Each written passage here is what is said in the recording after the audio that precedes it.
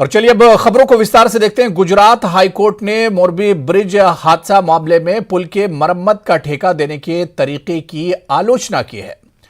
प्रधान न्यायाधीश अरविंद कुमार ने सुनवाई के दौरान राज्य के शीर्ष नौकरशाह और मुख्य सचिव से कहा कि सार्वजनिक पुल के मरम्मत कार्य का टेंडर क्यों नहीं निकाला गया, बोलियां क्यों नहीं आमंत्रित की गई। अदालत ने आगे कहा कि इतने महत्वपूर्ण कार्य के लिए एक समझौता मात्र 1.5 पेज में कैसे पूरा हो गया।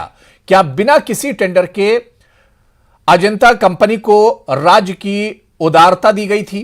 अदालत ने इस हादसे पर संज्ञान लिया था और 6 विभागों से जवाब मांगा था। चीफ जस्टिस और जस्टिस आशुतोष शास्त्री इस मामले की सुनवाई कर रहे हैं। बता दें कि मोरबी नगर पालिका ने ओरेवा ग्रुप को 15 साल का अनुबंध दिया था, जो अजंता ब्रांड की घड़ियों के लिए जाना जाता है। 30 अक्टूबर को गुजरात के मोरबी में मचू नदी पर स्थित ब्रिटिश शासन युग के पुल के टूटने की घटना में 130 लोगों से अधिक की जान चली गई थी।